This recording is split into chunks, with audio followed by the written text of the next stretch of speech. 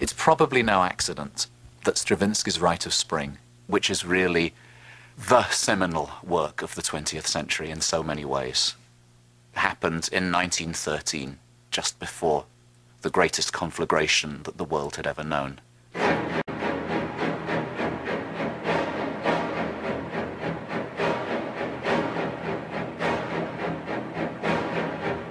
Stravinsky talked of trying to recapture the violence, this sense of the earth cracking open that he witnessed every spring in Russia. But on a deeper level, it's a musical metaphor for the vessel of an exhausted era cracking open. On May the 29th, 1913, on the stage of the Théâtre des Champs-Élysées in Paris, these moments from the Rite of Spring were arguably the most dramatic the ballet world had ever seen, and its power to shock remains even today. It was one of the defining moments in the lives of three of the most brilliant and radical artists of the 20th century. Dancer and choreographer Václav Nijinsky, composer Igor Stravinsky, and impresario Serge Diaghilev. Their collaboration, as well as those of other great artists, composers, dancers and designers, made Serge Diaghilev's Ballet Russe the most influential ballet company of the 20th century. It was the season of spring in Paris, spring 1909. And immediately when Diaghilev came back, he wanted to see me and to make the season 1910. And for 1910, he commissioned me the fireworks. Of everything and everyone, every detail of every single thing. Diaghilev is a terrible man to work for because he was 100% the Ballet Russe.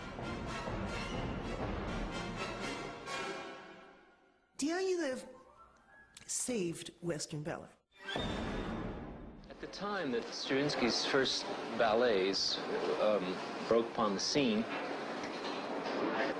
the classic ballet was already in some decline. There was interesting new music was not being written for it, and it had come into a sort of barren period. That, of course, is achievements of Diaghilev, who had the idea, who saw in Stravinsky somebody who could rejuvenate the ballet. Diaghilev has discovered Stravinsky and very quickly discovered that he was a real genius. Petrushka was the first thing I wrote after the Firebird. Petrushka was an immense advance after the Firebird. And the third advance was, of course, the Sacre du Printemps.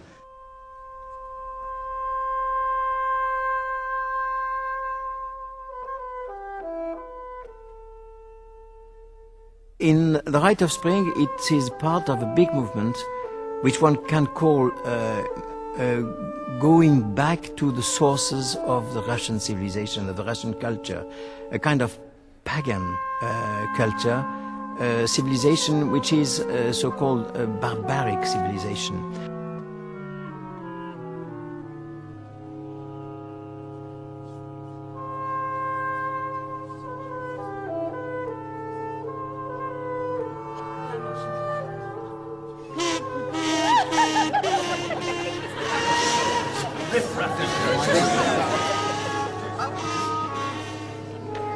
And then what you can find in the story, you know, that's rites of ancient tribes.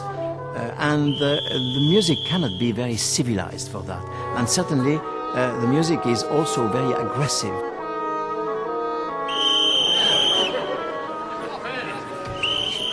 Whistles. They've obviously come prepared.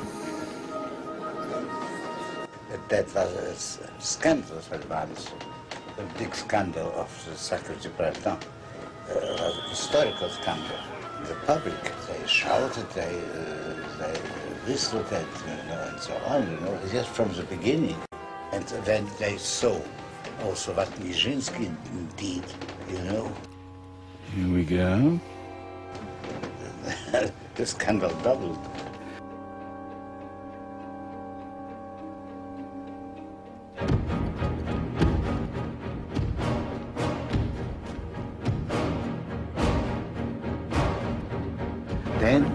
when the curtain opened on a group of knock-kneed and long-bread lolitas jumping up and down, danced with a listen. The storm broke.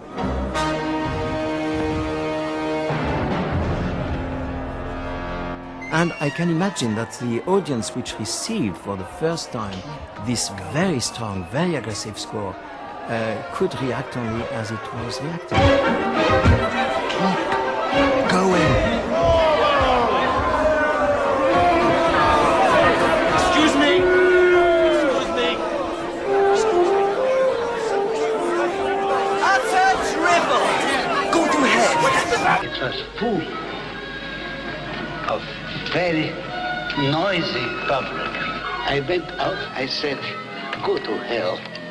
Excuse me, Monsieur Hidin. Listen fast. Haste later.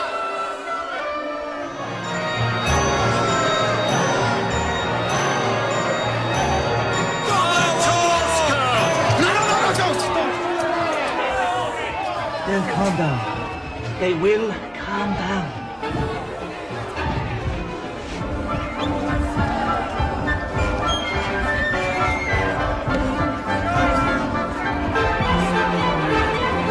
Absolute twaddle.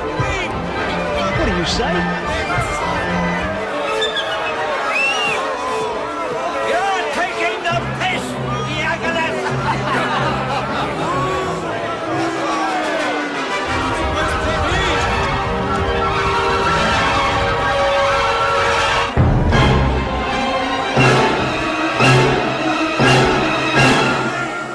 Marvellous!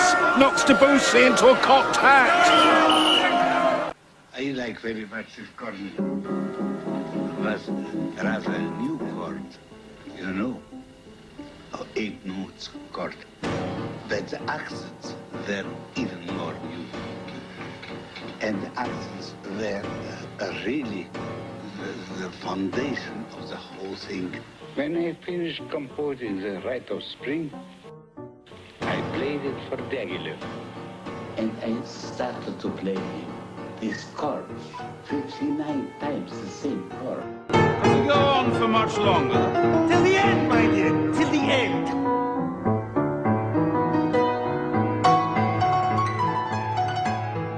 Diaghilev was a little bit surprised. He didn't want to offend me. He asked me only one thing, which was very offending. He asked me, will it last a very long time this way? And I said, till the end, my dear. And he was silent, because he understood that the answer was serious. Stravinsky's score was so complex and the dancers were having such difficulties interpreting Nijinsky's choreography that they clearly needed help. Diaghilev hired Marie Rambert, who not only performed in the ballet, but because of her highly developed musicality, helped the dancers with the unusual music and movement.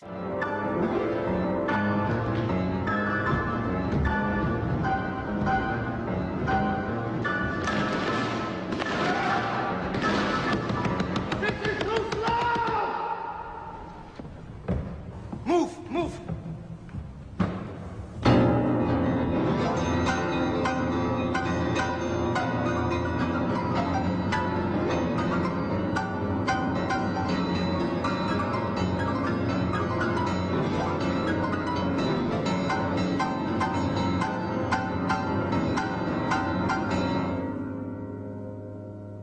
That is what I want.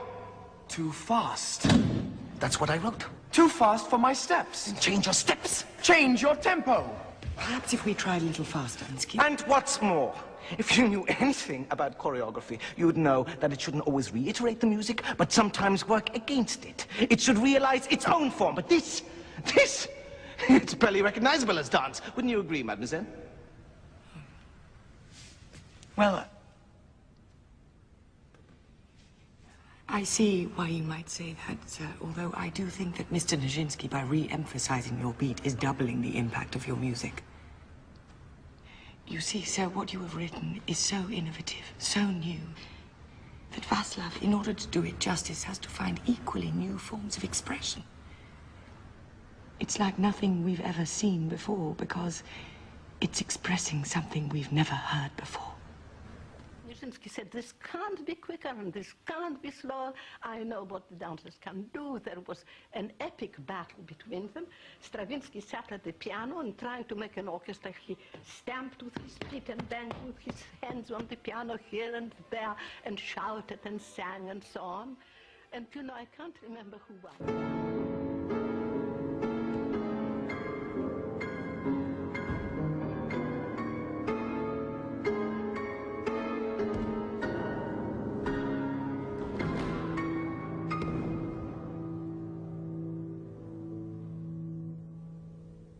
Yes.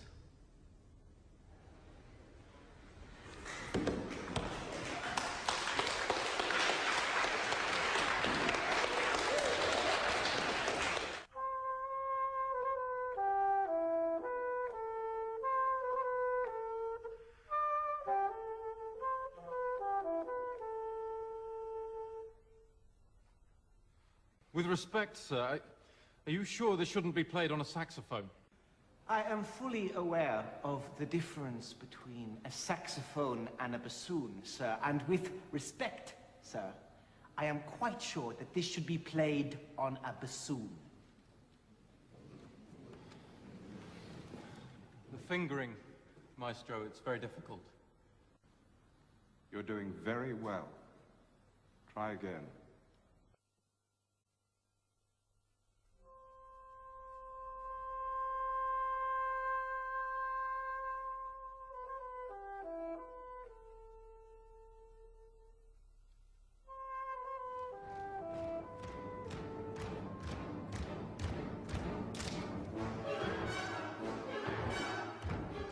As the ballet progressed, the first night audience started to voice their displeasure. Although there are conflicting accounts of the scale of the riot, the aggressive atmosphere created by constant heckling made it extremely challenging for the dancers on stage. The Ugly in advance said, whatever happens, the conductor must go on playing and we go on dancing. It was terribly difficult to hear the orchestra because of all that noise in the audience. And Nijinsky stood in the wings counting out 1, 2, 3, 1, 2, 1, 2, 3, 1.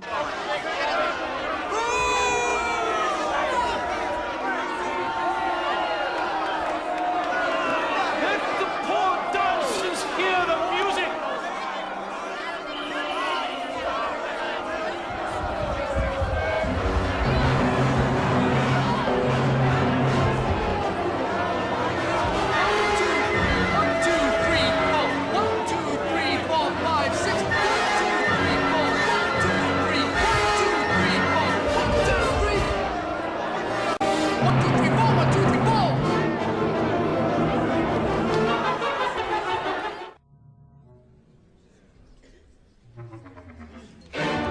People like to think that the premiere was a spontaneous riot. It wasn't at all. Diaghilev spent 5 weeks hard preparing the Parisians to hate this work. And though there are various stories of how he reacted, some of them say he wept and recited Pushkin in tragedy when Le Sacre du Printemps seemed to be a fiasco. Stravinsky said not at all. He took us out for a good dinner, Nijinsky and me, and said, just what I wanted. So one, of course, one knows very much the scandal of the premiere, but it is something quite remarkable that, for instance, Rite of Spring was given approximately 1 year later in concert, and it was then a great triumph. Certainly, Rite of Spring is one of the main keys and main figures in the music of our time. Because don't forget, it has been written 1912, 1913. It is still a very modern work.